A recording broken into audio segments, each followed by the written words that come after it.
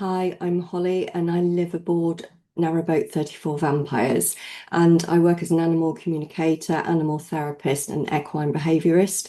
And the video is the first in a two-part series that is all about helping your pets to be able to settle living on board a boat on the water.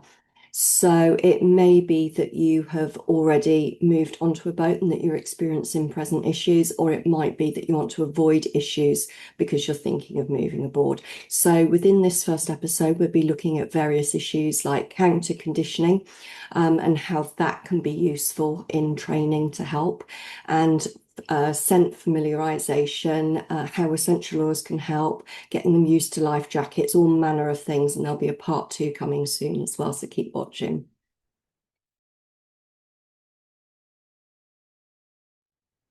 So it stands to reason that the earlier that you can start getting them used to boat life, the better. So any preparation that you can do beforehand is obviously going to lessen your work once you move aboard and there's already some preparation in place.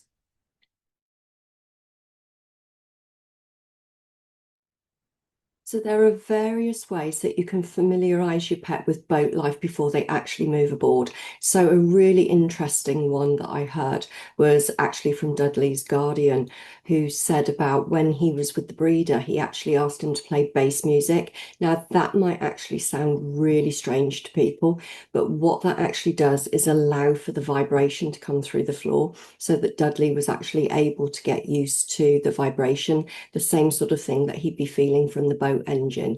So another thing as well is obviously the sound of the engine, sounds of other noises and things like that. So the way that you can do that is actually create recordings, or if you're able to find some videos on YouTube, is to play those. And if your animal shows any signs of distress at all when they're being played, obviously when they're listening to them, is to put them at a lower volume. So if you put them at a lower volume and your animal is showing that it's comfortable, what you can do gradually over time is actually increase that volume so that they habituate to the sound of that noise in the background. Obviously, if you're living near the canals or the rivers, then it means that you can take your pet for visits there beforehand. So obviously, if you've got a cat, it's always good if they've previously been harness trained so that you can actually take them as well, or maybe take them in a carrier.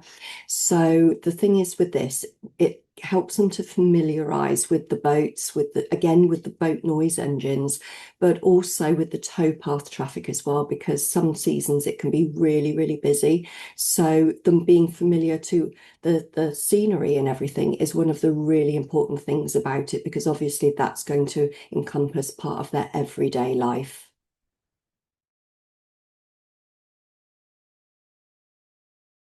So using music to help your pets to calm can be a really, really good one. You'll know yourself when you listen to different types of music, upbeat music, calming music, how it affects you. So it has an effect on the brainwave state, but it also has an effect on the nervous system. The one warning that I would give here is that some of the classical music can have sudden, really sort of like revved up and upbeat sounds in it, which can suddenly be quite stimulating to animals. So it's actually better to look for music that is made specifically for them. So there is some on Spotify, and also there are some videos for it on YouTube. So I will add some to the some links to the description for the YouTube ones for you. The other thing, obviously, as well, is that music can help block out sound. It won't block it out completely, background noises like the engine and other sounds like water pumps and things like that. But what it will do is naturally and biologically and physiologically have an impact on your animal in order to help them relax.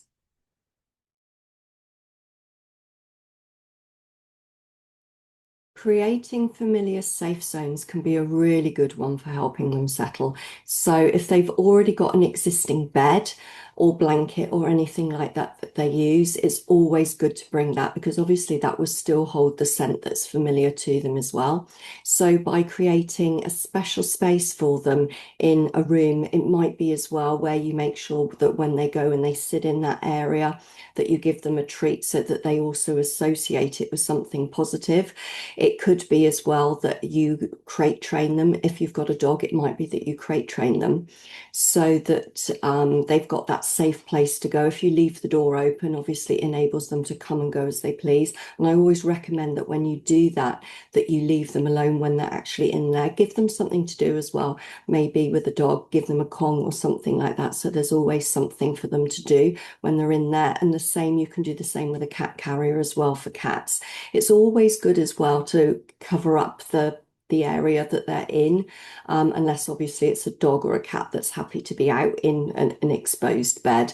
But if they're a little bit frightened and they're choosing to prefer to be in sort of like a crate or a cat carrier, then it's always a good job to cover it and to make sure that the door is left open so that they can come and go as they please. But also, I know it's a bit difficult in a narrowboat, but if you can do it in an area where there's not too much people traffic going past and maybe faced the doorway, the open doorway of the crate or the carrier away from where people will be walking past, it makes it a little bit easier. Sometimes with cats as well, if you've got room behind a sofa, next to a wardrobe, sort of behind the bed or somewhere that's sort of more of a hidey hole, that can help them as well.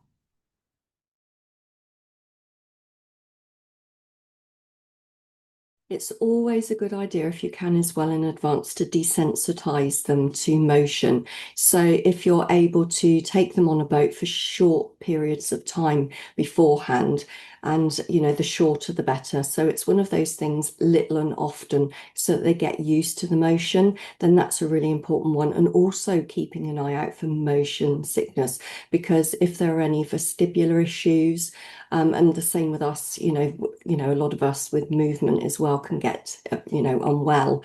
Then keep an eye out for any signs of distress in that way as well, just in case there's something like that going on. But certainly getting them used to the motion is a really, really important one because I've heard a lot of people talk about when they first moved onto boats that they found that when they went and stood on the land, that they found that the motion feeling was still going on. And I know with Bly and us that what happened was for the first few weeks that when we were led in bed and we shut our eyes, we could feel almost like a rolling sort of motion that we were feeling then, even though we were led still. So obviously that's something that animals can experience as well. So keep an eye out for any signs of that.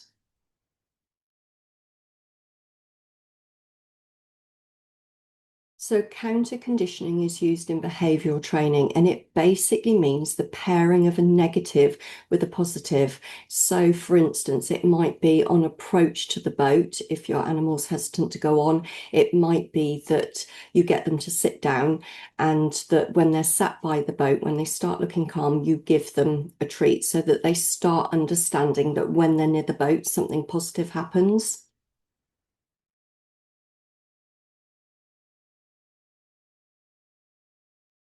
So pairing something that is salient for them, something that has high value for them, like their favorite food, can also be beneficial with things like starting the engine. So the engine, if they're unsure of that with the noise of it, by pairing their favorite food with it, if you think about it, it kind of cancels it out. And that's what we call the counter conditioning. So if you sort of like rack your brains a bit and have a think about all the ways that you can use it, there are lots of different things that you can use it for with anything that makes your pet uncomfortable, so that when that thing happens, you add the positive and that helps to cancel out the negative. So even if it doesn't make them completely comfortable, what it does do is say to them, okay, this thing that I'm uncomfortable is happening, but now something's good is going to happen now too.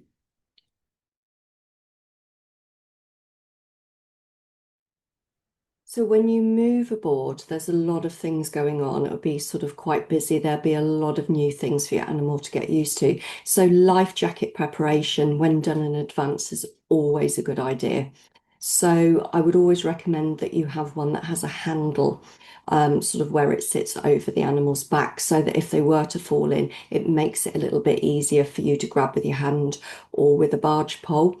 So getting them familiarized with that is a really good one. And the other thing with life jackets as well, some of you may be familiar with what they call thunder jackets that are used to help animals. So if you think of it in terms as a baby with swaddling clothes, some animals are actually comforted by wearing sort of something around them that's sort of tight fitting. So a life jacket can be sort of quite beneficial like that. So it might even be when you first move on board, as long as they don't get too hot, that they might even wear it when they're on the boat sometimes, just to kind of familiarize them once they're already on there. But you might also find that it helps calm them. And if so, it might be worth investing in a thunder jacket if you're finding that they're showing signs of anxiety.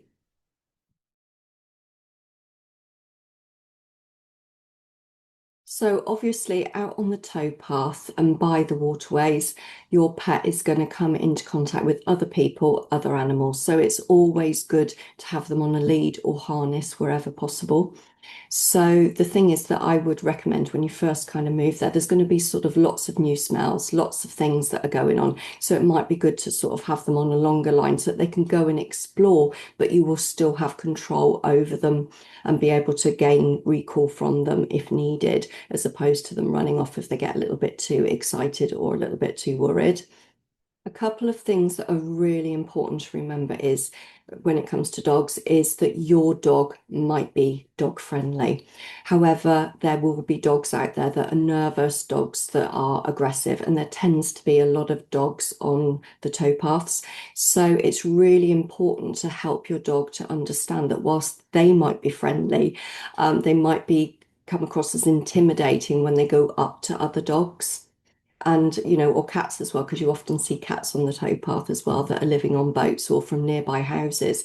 So encouraging them to be respectful of other animals, the wildlife as well, of course, because they're be encountering sort of swans, geese, ducks, things that they might not be that used to. And we've got to remember that that's their home, that's the waterfowl's home as well, and their prey as well. So they need to be able to feel safe in their home. So having your dog under control is really, really important, not allowing it to just run up to another dog.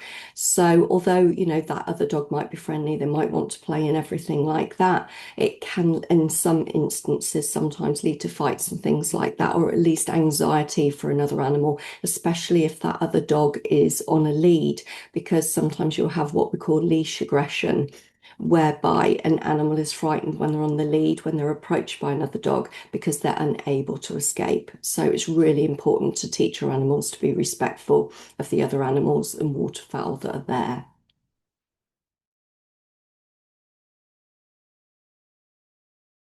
So frosted windows is a really good one. So you don't actually have to have frosted windows or portholes fitted. You can actually go on somewhere like Amazon and you can buy by the roll, sort of like a self-cling, non-sticky film that you can actually put on that's frosted. And what this actually does is obscure the view for the animal while still letting light into the boat. So if you've got a dog that's sort of like barking at people going past the towpath and other dogs, or at the waterfowl and things like that, by obscuring their view a little bit in that way can help them settle. Because what you've got to remember is that every time they wind themselves up when they start barking in that way over something, either because they want to be able to get to it, or because they're frightened of what's going past on the towpath, what it actually does is increase the aversive physiology within the nervous system, creating adrenaline. And that adrenaline won't just leave the body straight away. It enables the animal to re-trigger faster.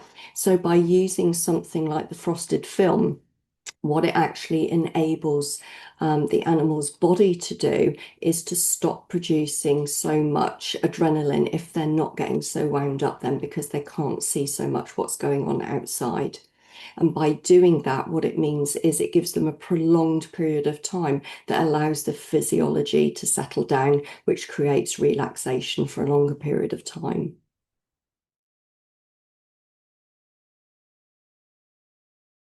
So scent familiarization is kind of in two different ways in this instance. So it can be sort of the smells of the canals and the rivers and that kind of environment and the smell of the boats and things like that because obviously a lot of them run on diesel, or it can also be to do with inside the boat when they move on board. So as I touched upon earlier, if you use their own beds, anything that came from their previous home, so their own beds, their own blankets. It may well be that you have the same sofa that you had in your home before you moved onto the boat. Anything like that, that kind of, if you like, smells of home, or even, if it smells of you as well, because that's familiar for them as well. All of those things can be really helpful because animals really, really rely on their olfactory system, which is their smelling system.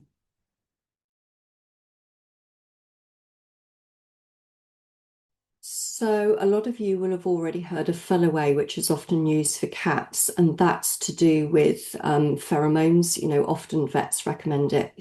And you can also buy it from places like Amazon and things like that.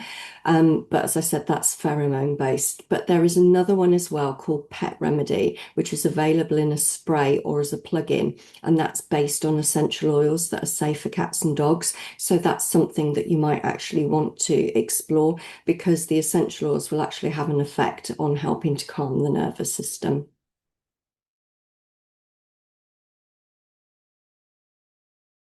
So GPS and identification are really, really important for when you move on board. So the GPS can be really helpful, especially with cats. So a lot of your dogs, it might be the case that they're really good with recall and that they don't stray far from your side. But with cats, they do tend to wander. And there are a lot of people that have cats that live aboard that they do let off of the boat. So having a GPS tag on the collar is a really, really good idea because obviously if you're continuous cruises as well, so that you're moving, it may be that you have a set moving time and that your cat hasn't come back. So the GPS can be really, really handy then from the point of view of being able to locate them. And also, obviously, if they get lost as well, and identification as well, because the fact that they're not in a garden, your cats and dogs, they're not sort of like in a confined area. As soon as they go off of the boat, if you're not in a marina, then it's going to be sort of like the wide open space, with the towpath and everything. So also as well, identification is really, really handy for if they run off. And again, one of the good ones that I find with that, obviously, animals need to be chipped. But one of the good ones as well, you may have seen you can get little barrels that kind of unscrew that you can also put onto collars with a sort of piece of paper inside with your telephone number and other details on there, as well as the round tags that you can buy that can be engraved. You find as well, some of the barrels are quite small, so they might be less cumbersome for cats because obviously some of the discs might be quite large for them.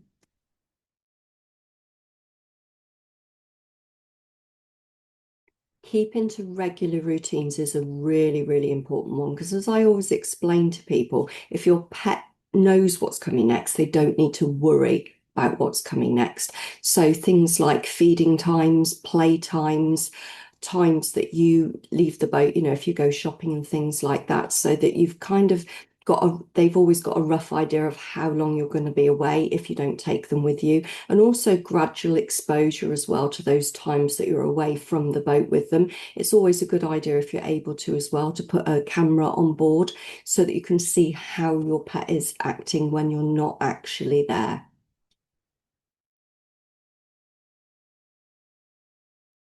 Always closely observe your pet when you first move onto the boat, but also if you're able to do visits beforehand, because this will give you a really good idea of the kind of things that are stressing them to do with the boat, so the things that need to be worked on. So some of the symptoms that you might see are drooling. It might be that the eyes are wider so that you can see more of the white in the eyes. It could be that cats hide. It might be that you see animals shaking, dogs with their tails between their legs, and also hesitant to actually get on board as well. There are lots of different things that you can look out for, but by being really, really observant, what that tells you is what the worries are, where the problems lie, and the things that need to be worked on.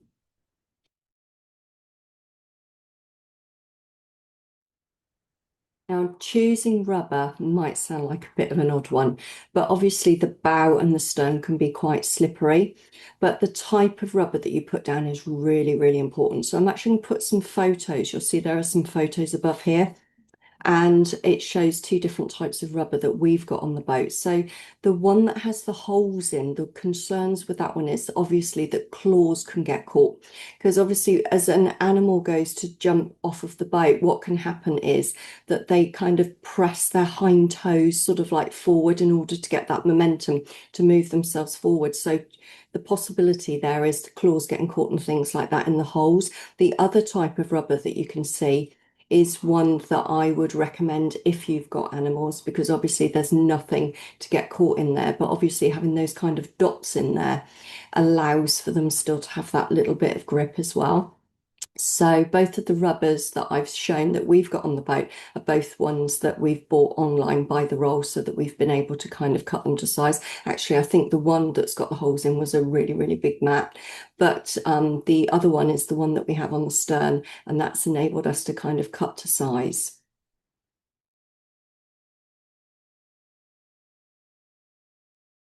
With your pet going outside, obviously they're going to have to be jumping on or off the boat. And so it's really important, even if they're using a ramp as well, that they've got a clear boarding area so that the area that they're moving onto hasn't got lots of things there. Because even if they're using a ramp, it might be that if there's a bit of anxiety there, they might rush on and off if they're worried about using the ramp. And also, obviously, if they're jumping, they need that clear surface area in which to land. So it's not uncommon, obviously, if we've been cruising to leave out mooring pins and things like that on the bow and on the stern. So all of those things for safety reason need to be out of the way, but also to avoid worry for your animal as well, so that there's no hesitancy about jumping on and off, so that you make it as comfortable for them as you can.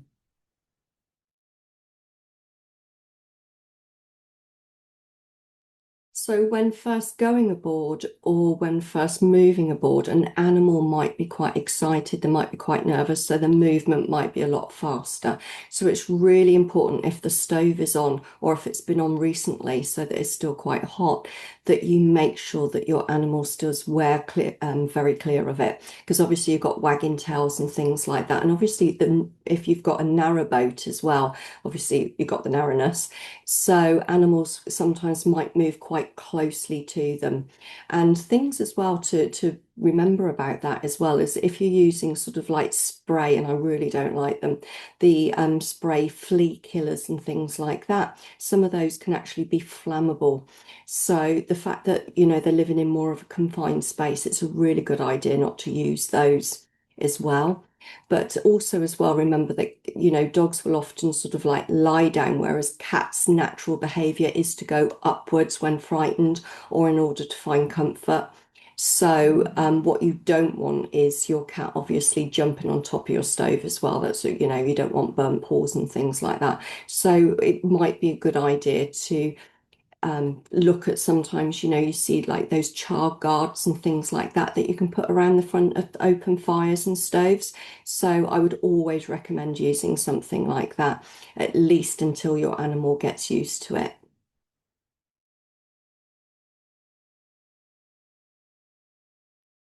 Always have an emergency exit plan for your pets in place. So if you imagine if there was God forbid, a fire or something like that, or another big emergency, and you have to move your animal quickly, it might not be so bad with the dog because you can call them, they might just follow you off of the boat.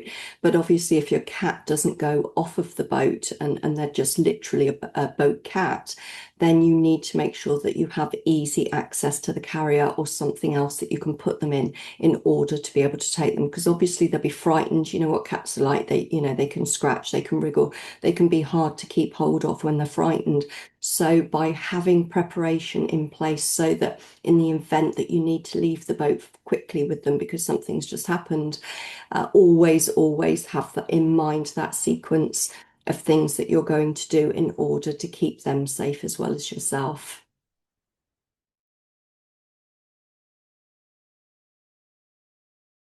So, coming up in episode 2, I'll be sharing some more tips with you, and we'll also be looking at some more specific dog and cat advice, sort of things, if you've got a dog to look at, things if you've got a cat to look at. So, keep posted, keep your pets safe, put that preparation in place, and I will see you then. Take care.